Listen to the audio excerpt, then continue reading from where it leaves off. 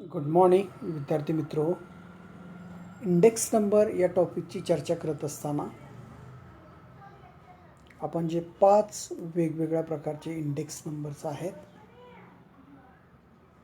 त्यांचे फॉर्म्युले, त्या फॉर्म्युल्यावरती numerical example अशा पद्धतीने चर्चा केलेली आहे. आणि आपणा सर्वांना मी एक question bank containing theory as well as numerical problems अशी एक क्वेश्चन बँक या आपल्या ग्रुपवरती अपलोड केलेली आहे. आपण सर्वांनी ती पाहिली असेल. त्यातले प्रॉब्लेम्स तुम्ही सॉल्व करायचा प्रयत्न करा. त्याच्यामध्ये काही शंका येत असतील तर त्या शंका तुम्ही मला पर्सनली पोस्ट करू शकता. त्या व्हिडिओच्या कमेंट बॉक्समध्ये तुम्ही सांगू शकता किंवा व्हॉट्सअप करू शकता. यापूर्वी तुम्हाला मी म्हणालो होतो की problems in the construction of index numbers हे व्यवस्थित समजून घेण्यासाठी पहिल्यांदा आपण सगळे इंडेक्स नंबर समजावून घेऊया and then we will come back to the discussion of problems. तर यातल्या काही टर्म्स म्हणजे आता तुम्हाला इंडेक्स नंबर म्हणजे काय, त्याचे फॉर्म्युले म्हणजे काय, या सगळ्या गोष्टी क्लिअर झालेल्या आहेत. त्यामुळे आता ही प्रॉब्लेम्स आपण जेव्हा डिस्कस करू त्यावेळेला तुम्हाला अडचणी येणार नाही आहेत अशी मला शक्यता त्यावेळेला वाटली आणि म्हणून हा टॉपिक मी चर्चेसाठी शेवटी ठेवलेला आहे. So today will discuss that problems in the construction of index number. म्हणजे इंडेक्स नंबर्स तयार करत असताना कोणकोणत्या ठिकाणी अडचणी येऊ शकतात आणि त्या अडचणीवर कशा पद्धतीने मात करायला हवी. आता पहिली सगळ्यात अडचण म्हणजे the purpose of index number. म्हणजे आपण एखादा इंडेक्स नंबर तयार करत असताना त्याचा उद्देश काय हे फार महत्त्वाचं असतं.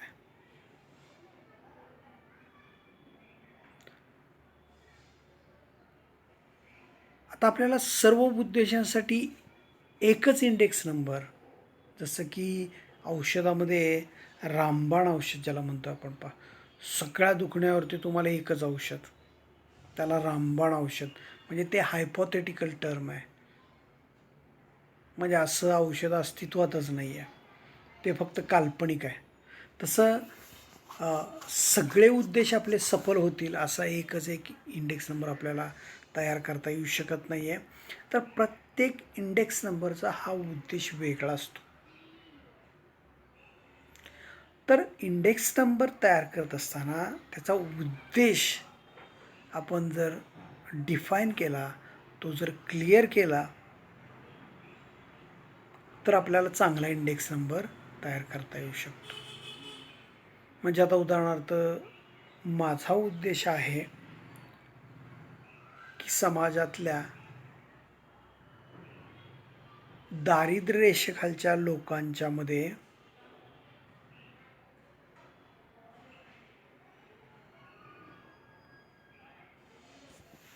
रोजगाराच्या काय अडचणी आहेत. It is my intention. The problems of unemployment among the population below poverty line.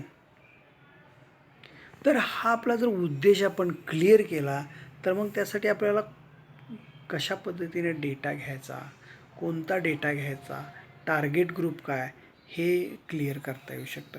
So therefore every index number must have it's purpose, otherwise it will be useless number. त्यानंतर सिलेक्शन ऑफ बेस पिरियड किंवा त्याला आपण base year असं म्हणतो. आपण गोष्टी पाहिल्या current year आणि बेस इयर असे 2 वर्ष.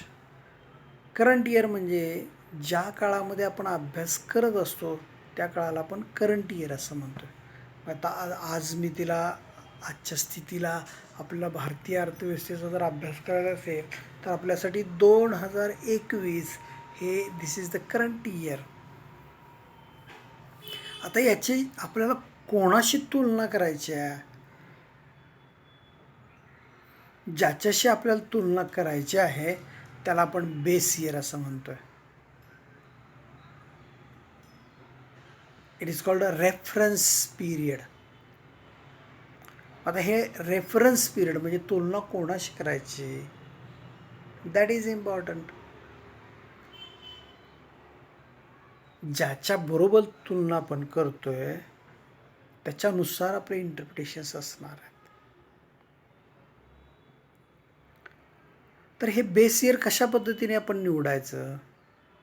तर पहिली गोष्ट म्हणजे बेस पिरियड असं कोणतंही वर्ष आपण निवडायचं नाही आहे की जे ॲबनॉर्मल असेल. म्हणजे त्या वर्षी महागाई अत्युच्च प्रमाणात होती, किंवा त्या वर्षी मंदी आलेली होती, किंवा त्या वर्षी काहीतरी इपिडेमिक वगैरे. म्हणजे सध्या आता इथून पुढच्या भविष्यकाळामध्ये भारतीय अर्थव्यवस्थेचा अभ्यास करताना जर 2020 आणि 2021 हे वर्ष निवडलं तर काय होतं की ती तुलना योग्य ठरत नाही आहे. कारण 2020 आणि 2021 याच्यामध्ये खूप सारे इकॉनॉमिक पॅरामीटर्स हे it is affected by corona pandemic. त्यामुळे it is an abnormal year. मग हे अशा प्रकारचं वर्ष कधी बेस इयर म्हणून निवडू शकत नाही आपण.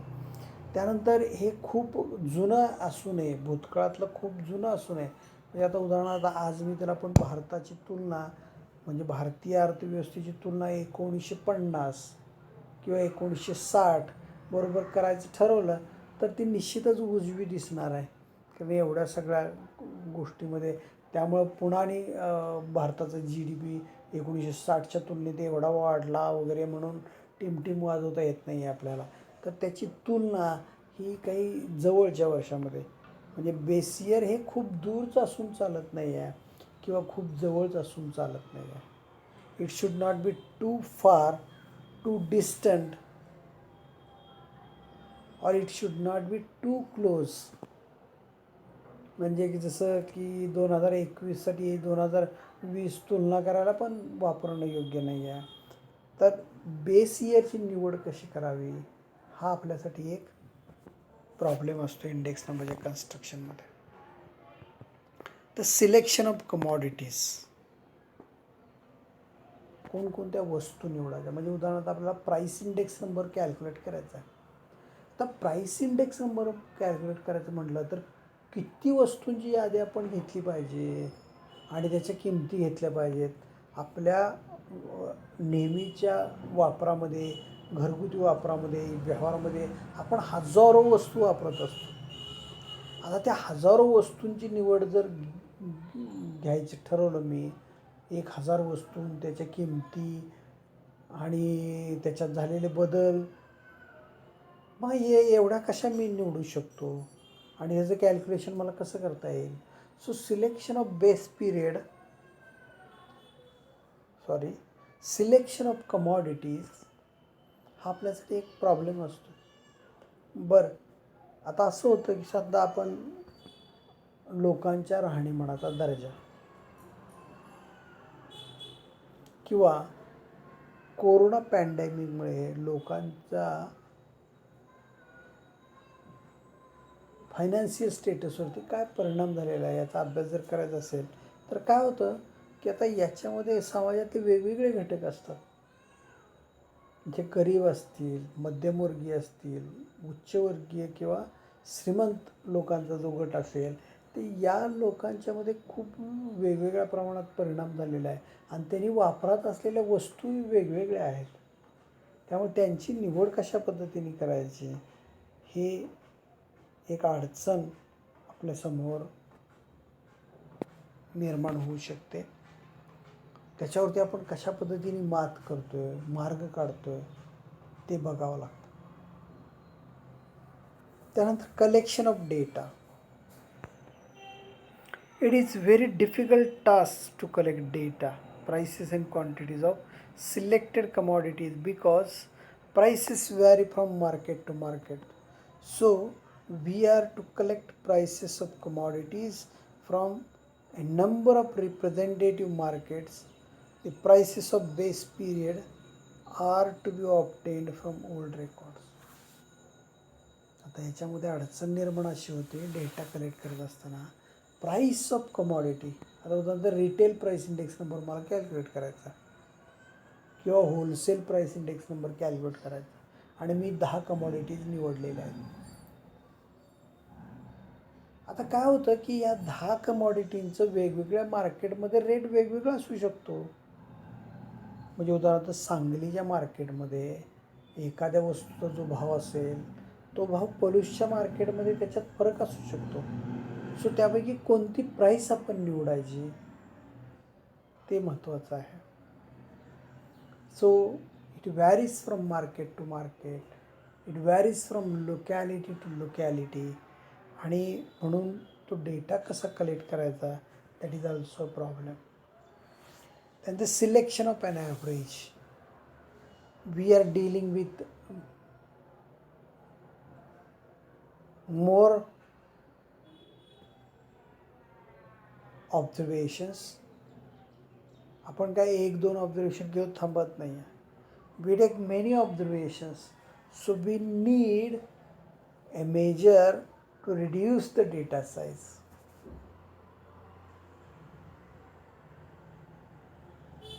म्हणजे याच्यासाठी आपल्याला एक ॲव्हरेज लागतं आहे की जे डेटा साईज रिड्यूस करेल त्याला आपण मेजर ऑफ सेंट्रल टेंडन्सी असं म्हणतो. मग त्यासाठी आपण कोणतं ॲव्हरेज वापरणार आहोत. तर मेजर्स ऑफ सेंट्रल टेंडन्सी खूप सारे आहेत. त्यापैकी कोणतं ॲव्हरेज आपण वापरणार आहोत हे आपल्याला ठरवावं लागतं आहे. म्हणजे ॲरिथमेटिक मीन वापरणार की जॉमेट्रिक मीन वापरणार का मीडियन वापरणार की मोड वापरणार. कोणतं ॲव्हरेज आपण वापरायचं ते आपल्याला ठरवावं लागतं.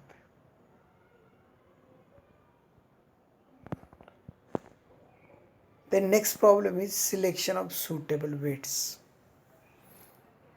पहिल्यांदा 2 आपण अनवेटेड इंडेक्स नंबर्स पाहिले.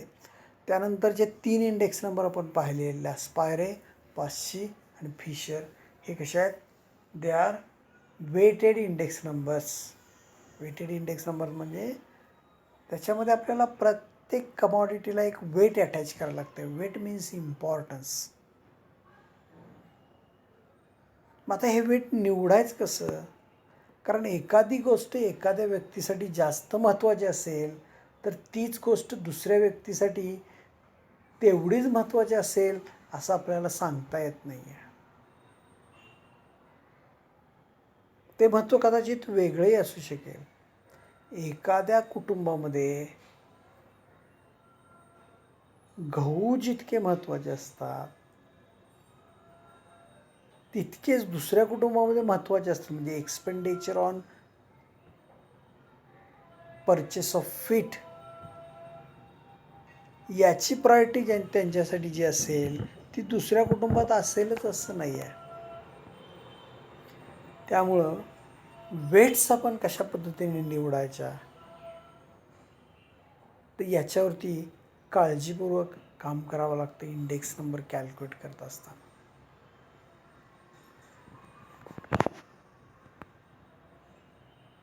And the last problem is selection of an appropriate formula. जसं की आत्ता तुमच्या सिलेबसमध्ये आपण पाहिलं की तिथं 5 वेगवेगळ्या प्रकारचे फॉर्म्युले आहेत इंडेक्स नंबर कॅल्क्युलेट करण्यासाठी.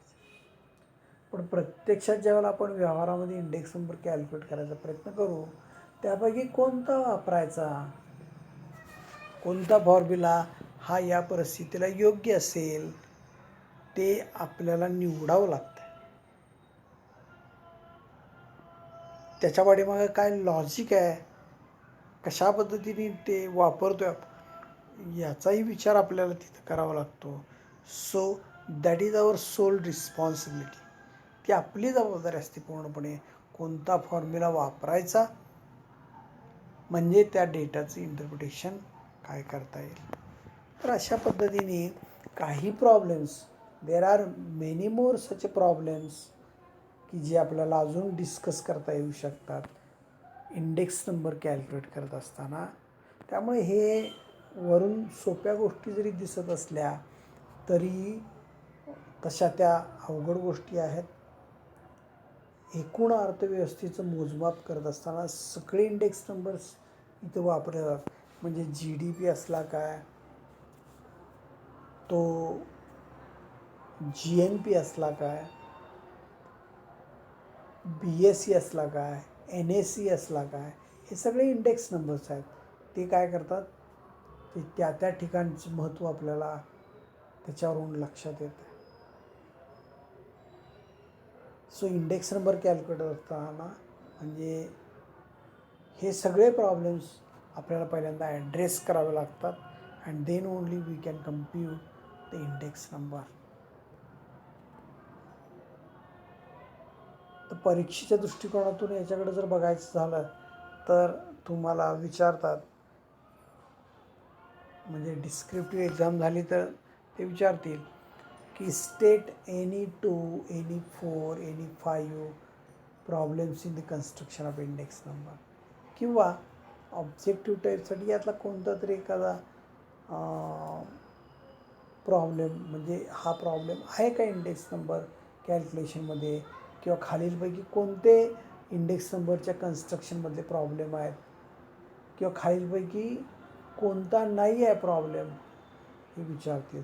त्यावेळेला हे 7 प्रॉब्लेम्स तुम्ही लक्षात ठेवा जे आपण चर्चा केलेले आहेत, आणि त्याच्यावरती एखादा प्रश्न तुम्हाला विचारला तर त्याचं उत्तर देता आलं पाहिजे. So let me stop here. We will see the remaining part in the next lecture. I hope that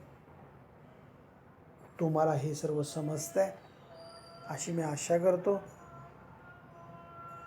आणि पुढच्या लेक्चरला आपण भेटूया. थँक्यू.